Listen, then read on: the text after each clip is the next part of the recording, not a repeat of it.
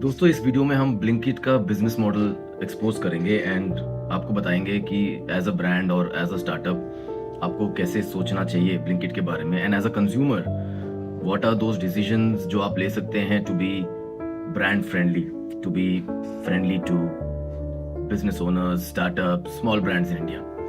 दोस्तों Zepto and Blinkit ये typically दो प्लेटफॉर्म लिस्टिंग चार्जेस डालते हैं हर ब्रांड के लिए। आपके अगर 5 प्रोडक्ट्स हैं तो उसको SKU बोलते हैं एंड पर SKU का आपका एक चार्ज लगता है which can range anywhere between 25,000 to 45,000। तो इसका कोई स्टैंडर्ड टेम्पलेट नहीं है, इसका कोई स्टैंडर्ड पॉलिसी नहीं है, लेकिन ये अपने हिसाब से based on the market trend SKU का एक पर्टिकुलर वैल्यू डाल देते हैं और ये ब्रांड से वो लेते हैं, Zepto as well as Blinkit. इस मामले में स्विगी, इंस्टामार्ट और बिग बास्केट काफ़ी सपोर्ट करते हैं ब्रांड्स को, स्पेशली स्मॉल ब्रांड्स को जो मेड इन इंडिया है, जो ट्राई कर रहे हैं ग्रो करने के लिए। दोस्तों ब्लिंकिट 25,000 लेता है पर लिस्टिंग एंड इस लिस्टिंग को ये जो चार्ज है ये अपने ही प्लेटफॉर्म पे एज एड्स खर्च करवाता है ब्रांड से। So for a brand owner, for a startup it's very big struggle because शुरू से ही आपको 25,000 इन्वेस्ट करने हैं just to list your product.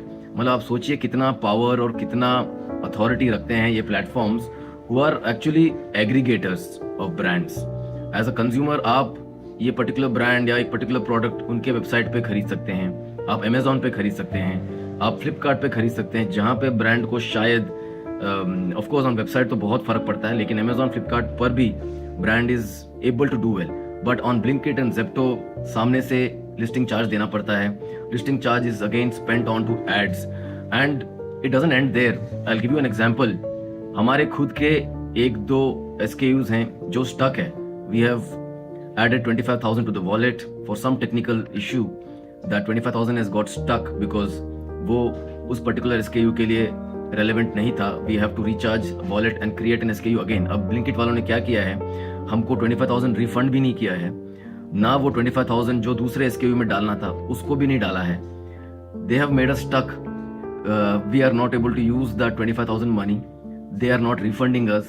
They are not even helping us fix the SKU so that the 25,000 can be utilized। I have written personally Albinder sir को लिखा है, Niket sir को लिखा है जो co-founders है ब्लिंकिट के।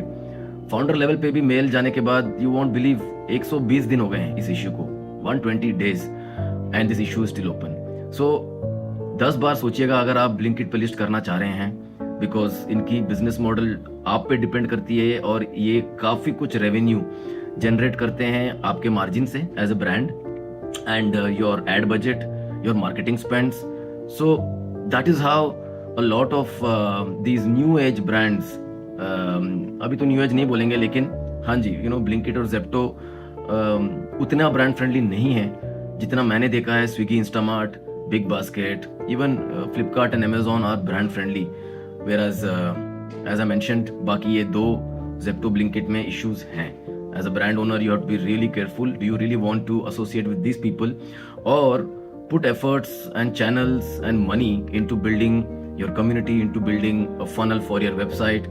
या फिर ये जो आपके बिग बास्केट हो गए, छोटे मोटे और एग्रीगेटर्स हैं, for example first club is a really great place to have your brands। Flipkart Minutes is a good place।